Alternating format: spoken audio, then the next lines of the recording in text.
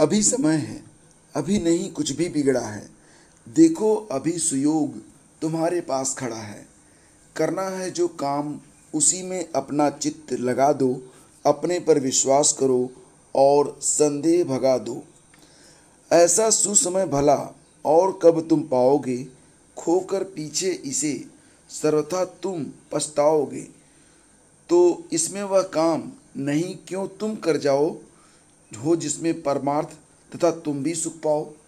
तो फ्रेंड्स, ये लाइनें हैं सियाराम शरण गुप्त की, और ये लाइनें वाकई हमें बहुत अधिक मोटिवेशन देती हैं।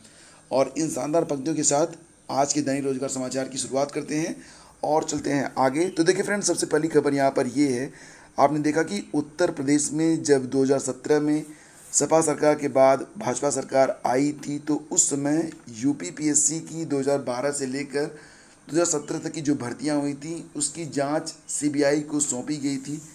5 साल का लंबा समय लगा, लेकिन कुछ भी निष्कर्ष के रूप में सामने नहीं आया। और फिलहाल अब एक लेटेस्ट अपडेट है कि प्रतियोगी छात्र संघर्ष समिति के अध्यक्ष अवनीश पांडे की ओर से एक याचिका कोर्ट में दाखिल की गई, और इस दाखिल याचिका पर सुनवाई करते हुए इलाहाबाद हाई कोर्ट ने मंगलवार को नाराजगी जताई है।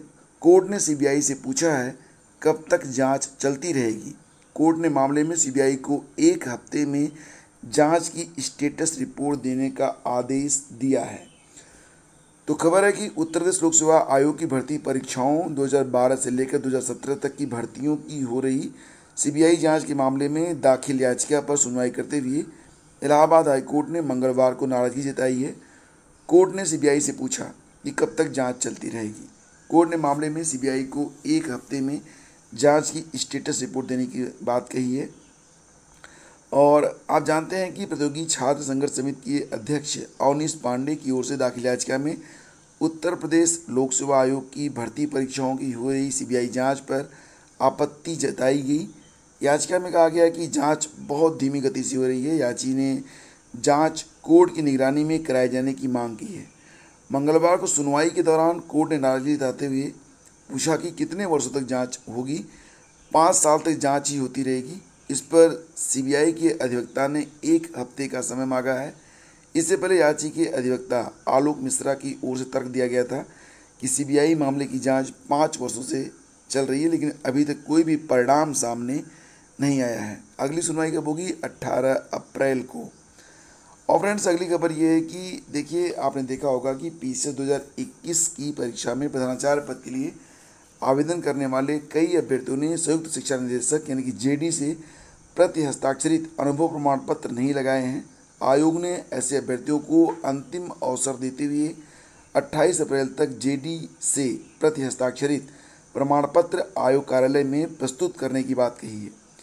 पीसीएस 2021 की मुख्य परीक्षा जो कि 23 से लेकर 27 मार्च तक आयोजित की गई, तो मुख्य परीक्षा से पहले आयोग ने प्रधानाचार्य पद के लिए आवेदन करने वाले 479 अभ्यर्थियों का अभ्यर्थन निरस्त कर दिया था, क्योंकि उन्होंने न्यूनतम 3 वर्ष के शिक्षण कार्य का अनुभव प्रमाण पत्र जमा नहीं किया था या 3 साल से कम का लगाया था।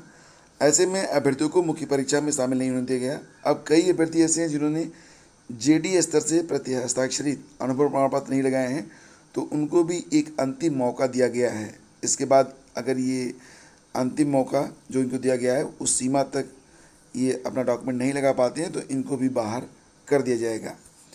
और दोस्तों, एक खुशखबरी है। खबर ये है कि देखो, राजकीय महाविद्यालयों में अभी तक जो असिस्टेंट प्रोफेसर भर्ती की बात हो रही थी, वो जो वित्त पोषित महाविद्यालय हैं उसमें बात हो रही है कि 2000 पदों पर जो बहुत जल्द ही जून के आसपास इसमें विज्ञापन जारी करने की बात सामने आ रही है। लेकिन इसी के साथ असिस्टेंट प्रोफेसर के लिए जो राजकीय महाविद्यालय हैं उसमें जो रिक्त पद हैं उस पर भी बहुत जल्द ही विज्ञापन जारी करने की बात यहाँ पर कही जा रही है।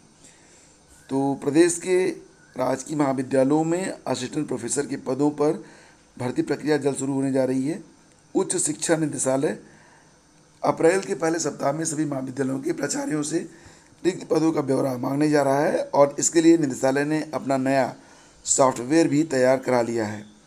रिक्त पदों की सूचना मिलते ही निदेशालय की ओर से उत्तर प्रदेश लोक सेवा आयोग को पदों का अध्यासन भेजा जाएगा।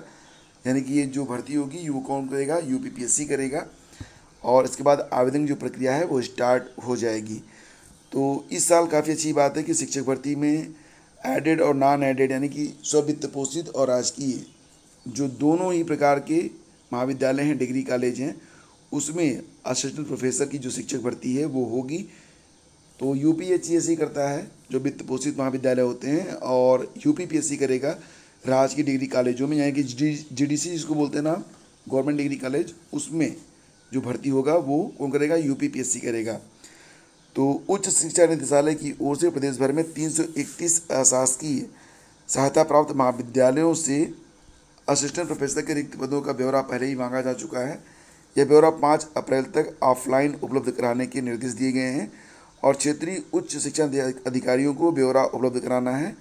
लेकिन प्रदेश के 172 राजकीय यानी गवर्नमेंट जो डिग्री कॉलेज हैं उन पर रिक्त पदों का ब्यौरा ऑनलाइन देना होगा और यह ब्यौरा सीधे प्राचार्य भेजेंगे। तो कॉलेजों से रिक्त पदों का जो ऑनलाइन ब्यौरा है ये पहली बार मांगा गया है। राजकीय महाविद्यालयों में असिस्टेंट प्रोफेसर के तकरीबन 600 पद खाली होने का अनुमान है। वहीं पर स्ववित्त पोषित वाले में कितने हैं? लगभग 2000 पद खाली हैं। तो ये भर्ती भी बहुत जल्दी स्टार्ट होने जा रही है।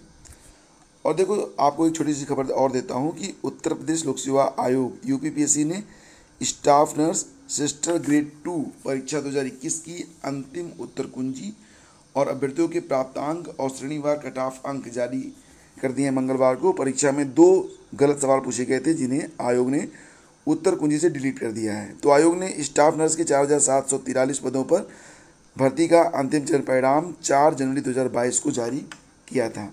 हालांकि अंतिम रूप से 3014 अभ्यर्थी चयनित घोषित किए गए थे और 1729 पद योग्य अभ्यर्थी न मिलने के कारण रिक्त रह गए हैं। आयोग ने अब अभ्यर्थियों के प्राप्तांक, श्रेणीवार कट ऑफ अंक और परीक्षा की उत्तर कुंजी जारी कर दी है। आयोग ने उत्तर कुंजी से 2 प्रश्न डिलीट किए हैं, यानी कि परीक्षा में 2 गलत सवाल पूछे गए थे। ऐसे में पेपर तैयार करने वाले विशेषज्ञों की योग्यता पर अभी भी सवाल उठ रहे हैं। और अगली खबर देखिए, यूपी बोर्ड परीक्षा स्थगित होने की फर्जी खबर वायरल करने में केस दर्ज किया गया है।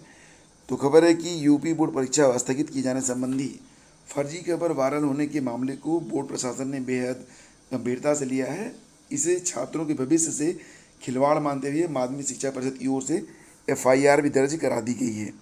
यह रिपोर्ट सिविल लाइन्स थाने में माध्यमिक शिक्षा परिषद के सचिव दिव्यकांत शुक्ला की तहरीर पर दर्ज की गई है। पुलिस का कहना है कि जांच पड़ताल की जा रही है। तहरीर में बताया गया है कि माध्यमिक शिक्षा परिषद 2022 की हाई स्कूल और इंटरमीडिएट की जो परीक्षा है जो कि 24 मार्च से चल रही थी, तो ये 12 अप्रैल तक चलेगी। इस परीक्षा में 51 लाख से अधिक परीक्षार्थी शामिल हो रहे हैं। 26 मार्च को व्हाट्सएप पर एक फर्जी खबर वायरल हुई। इसमें यह बताया गया कि 24 मार्च के बाद ये सभी परीक्षाएं स्थगित कर दी गई हैं और ये मामला काफ़ी तूल पकड़ा और फाइनली अब इस मामले पर एफआईआर दर्ज हो चुकी है और जांच पड़ताल की जा रही है कि कहाँ से जो फर्जी नोटिस थी सोशल मीडिया पर कैसे जारी की गई। तो इसी के साथ देखिए फ्रेंड्स, एक अच्छी खबर और भी है आप लोगों के लिए। तो 2 खबरें आपको बताता हूँ मैं पीएम किसान से संबंधित।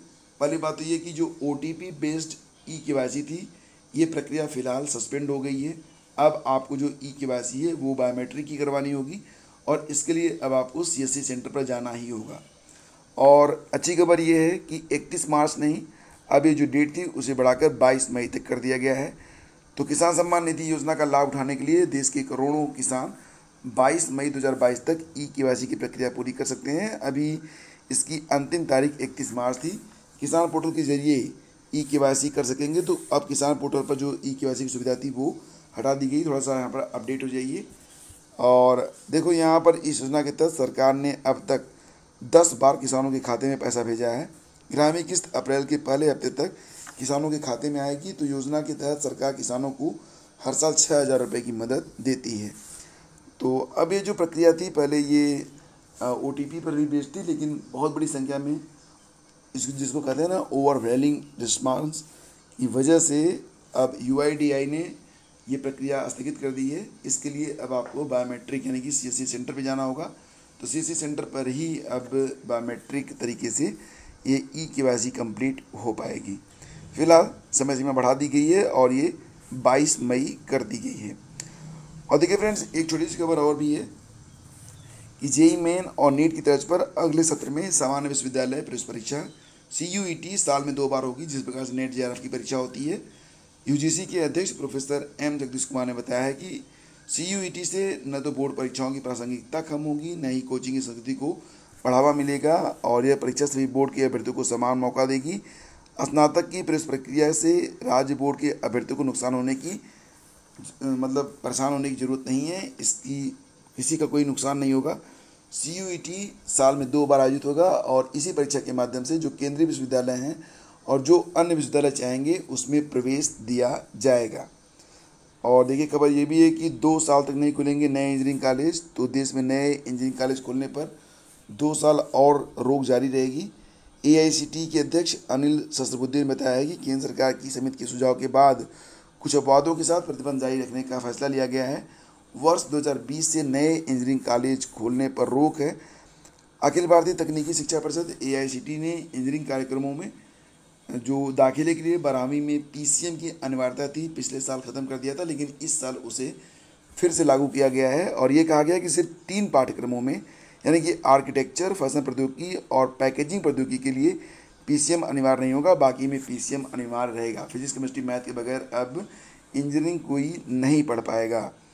तो ये खबर यहाँ पर निकल के आ रही हैं। और एक खबर देखिए यहाँ पर और भी है कि 2 सीटें कोविड से अनाथ बच्चों के लिए आरक्षित। तो AICTE ने फैसला लिया है कि संबद्ध पॉलिटेक्निक संस्थानों में सत्र 2022-23 से हर कोर्स में 2 अतिरिक्त सीटें PM केयर्स के तहत कोविड महामारी में अनाथ हुए बच्चों के लिए आरक्षित रखी जाएंगी और इससे दूसरे बच्चों की सीटों पर असर नहीं होगा, क्योंकि इन संस्थानों में तय सीटों में स्वतः 2 सीटें बढ़ जाएंगी। ठीक है। और अगर आप कहीं पर जाकर कभी कोल्ड ड्रिंक पीते हैं, वैसे तो कोल्ड ड्रिंक पीना नहीं चाहिए, कोल्ड ड्रिंक से नुकसान ही होता है, कार्बोनेटेड वाटर। लेकिन अगर आप पीते हैं और कोई दुकानदार आपसे एक्स्ट्रा मतलब पैसा वसूलता है कि ठंडा करने के नाम पर 5 रुपये लेते हैं ना लोग, तो ये मामला काफ़ी संदेहास्पद है और ये एक अपराध भी है। तो 5 रुपये वसूलने के बदले बतौर जुर्माना देना पड़ा 5,000 रुपये। अगर आप थोड़ा सा स्ट्रिक्ट हो जाएंगे तो दुकानदार को काफ़ी जुर्माना भी देना पड़ सकता है। तो यहाँ पर देखिए कैसे आप इसकी शिकायत कर सकते हैं। तो देखो यहाँ पर अगर आप किसी दुकानदार से जाकर कोल्ड ड्रिंक लेते हैं और वो आपसे 5 रुपये एक्स्ट्रा चार्ज करता है, तो इसकी शिकायत आप कर सकते हैं 1800111400 पर। ठीक है। और IGRS की वेबसाइट पर भी इसकी शिकायत हो सकती है, लेकिन इसका सबूत मतलब कोई रिकॉर्डिंग वगैरह आपको रखनी पड़ेगी ताकि ये साबित हो सके कि हाँ ये दुकानदार गलत पैसे लेता है। इसके बाद कई ऐसी घटनाएं हुई हैं जिन पर दुकानदारों पर केस ठोके गए और उनको जुर्माना भी देना पड़ा। तो अगर कोई दुकानदार आपसे 40 रुपये अधिकतम खुदरा मूल्य वाली कोल्ड ड्रिंक के 45 रुपये मांगता है या 10 रुपये वाली बोतल के 15 रुपये मांगता है, तो ये गलत है। पैकेज्ड कमोडिटी रूल्स 2011 के नियम 18(2) के अनुसार कोई भी विक्रेता, निर्माता, डीलर और पैकर किसी भी उत्पाद का MRP से अधिक मूल्य नहीं ले सकता। अगर वह ऐसा करता है तो अपराध है और ऐसे कुछ मामलों पर हाल ही के दिनों में बाट महाविभाग ने कार्रवाई भी की है। 5 रुपये अधिक लेने वाले दुकानदारों को 5,000 रुपये तक का जुर्माना भरना पड़ा। तो आपकी जागरूकता ही आपके अधिकारों का हनन होने से रोकती है। तो ये थी दोस्तों आज की अपडेट। अगर वीडियो पसंद आया तो please do like and share. Thank you so much.